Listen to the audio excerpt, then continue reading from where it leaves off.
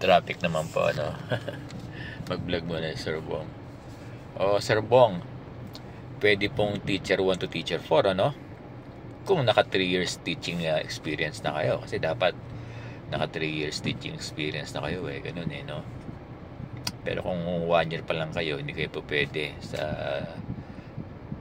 tawag dito, teacher 1 to teacher 4, ano?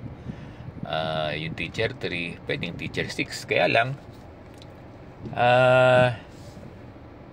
kapag kasi tumataas yung, kapag kasi na-applyan mo higher position o higher salary, tumataas din yung qualification standard. Yun nga lang, kapag nag-apply ka ba ng teacher 1 to teacher 4, halimbawa, ano, sigurado ka ba na mamimit mo yung qualification standard ng teacher 4?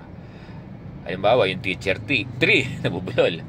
Sure ka ba na mamimit mo yung qualification standard ng teacher 6? Kasi kung kaya mong makomply, ano, yung mga requisite, kung kaya mong makomply yung mga teaching position na ina-applyan mo, good for you.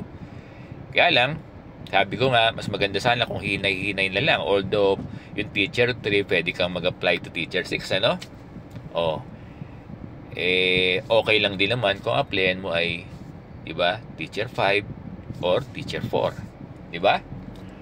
Kasi dapat dapat sure, no? Sure, ano, wag sanang minamadali kasi baka mamaya ma-disqualify ka, no? Kaya be very sure kung talagang kaya mong ma-comply, ma-achieve yung qualification standard ng teacher 6, you go. Pero kung alanganin ka, mag-apply ka muna ng kung teacher 3 ka, 3, apply ka muna ng teacher 4 or teacher 5. Nagiget ba, Sir Bong? Even yung teacher 1, no, na matagal na sa pagtuturo, na gusto niyang mag-apply ng teacher 4 agad, siguraduhin mo muna na talagang mamimit mo yung qualification ng teacher 4. Kung hindi naman, doon ka lang sa teacher 3, huwag mong pipilitin, diba? So nagigit ba yung point ni Sir Bong? Kasi maganda yung sure, diba? Slowly but sure, diba? Nagigit ba Sir Bong? Lalo na kung bata kayo, ba't kayo magmamadali? Kasi ang point ni Sir Bong, doon na kayo sa sigurado. Nagigit ba yung point ni Sir Bong? Although pinapayagan yung teacher, again, teacher 3 to teacher 6 or MT1 to MT4, pinapayagan daw. Tinanong ko kanina to.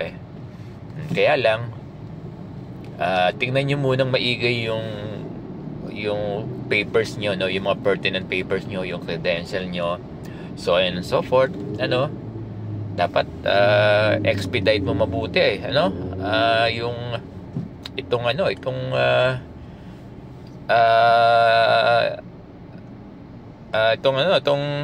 the expanded career progression guidelines, tingnan mo maigi, pag-aralan mo kung talagang papasok yung mga documents mo dun sa ina-applyan mo, di ba? Kasi the higher the grade, the higher the position, the more complicated, di ba? The more complicated yung mga requisite requirements. Hindi ko naman kayo sa dinidiscourage. Nagiget ba yung point ni Sir Bong? Pwede namang hinay-hinay, or gusto mong tumalong ka agad ng malayo, pwede rin naman. Nasa iyo yan.